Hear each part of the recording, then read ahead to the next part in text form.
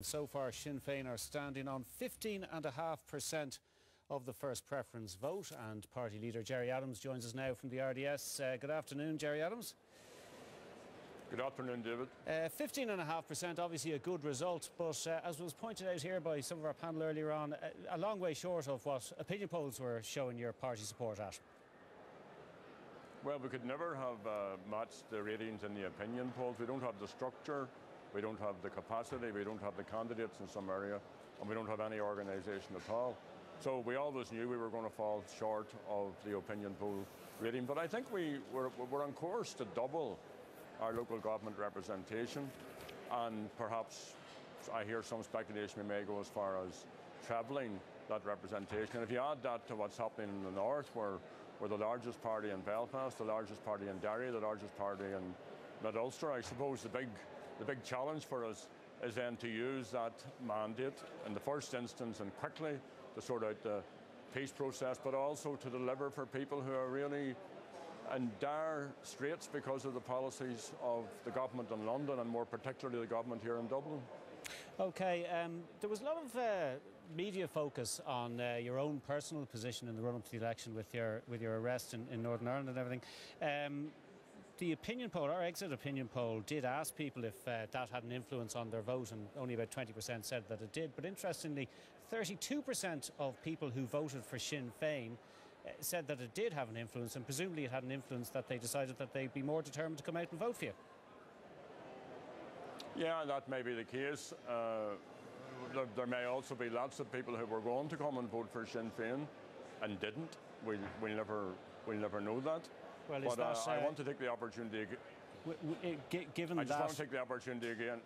Sorry, I keep cutting because there's a bit of a delay on the line there, Gerry Adams. But given that there may well have been people, as you say, who may have stayed away from voting Sinn Féin because of that, is it time for you perhaps to consider your position? No, not at all. I'm always mesmerised by why this is an issue for sections of the media. It certainly isn't an issue for the Sinn Féin party. It's not an issue for the electorate. I have work to do. We are a party which is building. I'm part of a team. I'm a team player. I never aspire to be more than that. I consider every one of our candidates, losers as well as winners, to be leaders of Sinn Féin. And I think in the European election contest with the four candidates we stood, these folks showed themselves to be really a cut above everybody else in terms of their grasp of the detail, their energy, their commitment and their rootedness in their own community. So Sinn Féin is challenging the government in a very, very clear way. This wasn't a protest vote. It wasn't, as some of the government represents. I hear them waffling on this morning about this is the government giving them a scolding, or this is the government giving them a slap. This is a seismic shift in the politics of this state, which has been dominated by two big conservative parties with an appendage of Labour added on every so often. This is a change, and Sinn Féin are going to grow from here and continue to give active representation to all citizens, not just those who voted for us, but all citizens. OK, well, if you, in the next general election, if you can repeat that 15.5% vote, or perhaps improve it, as you say, who would you consider as possible government partners? Well, let's get the mandate first.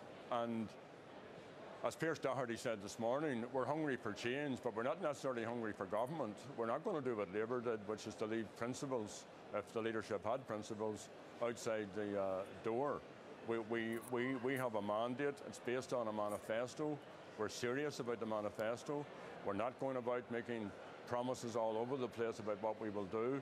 We're cautious and measured on how we tackle issues. So if we get a mandate for government and we can negotiate a programme for government, then we'll be in government. If not, we'll continue to do what we're doing, which is to build a new form of politics based upon, you see, you'd never had, probably since the 1916 period, you've never had genuine Republican politics making a difference in people's lives on a daily basis, and that's what we aspire to do in both parts of the island.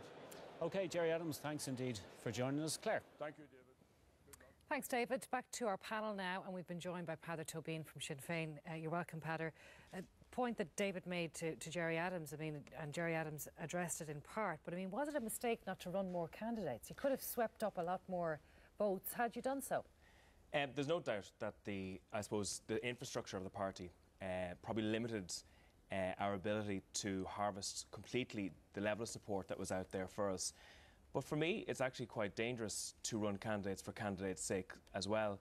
And a lot of parties would have seen over the years that, you know, I've seen other political parties literally stand candidates, and when those candidates, if they're not real candidates, if they're not properly founded within their local communities, they can be found out very easy. And after a while, that actually does a party more damage. So you have a choice whether to sustainably grow or to explode. And I think sustainably grow is probably the way to go Sinn here. Féin run people in areas of the country where those people are not from all of the time. Lynn Boylan was down in the very south. Owen O'Brien was Dublin Midwest in the last general election, not the area that he's from either. I mean, it's worked in the past. But you've named two very high quality candidates there straight away. So the point would be that a person either has to be very much part of their community, or they have to have bring high quality to the position. And in the same way, you don't get into government for government's sake. You don't run candidates for candidates' sake. It's not about harvesting votes that will just go when the tide goes out. It's about putting real people in important positions that they will stay for a long period of time. But just one other point I'd like to just mention, if I could. There's been a growing narrative this morning, I've heard on the radio and on shows, that there's a communication problem amongst the government, and that was one of the reasons why Labour and Fine Gael did so bad.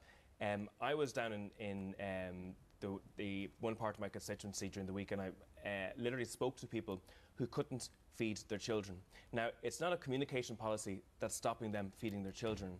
It is specific policies that is taking money out of their pockets that is stopping feeding their children. And that's the reason. We'll come back to that, Peadar, because we have on Taoiseach Enda Kenny standing by in the County Centre in Castlebar.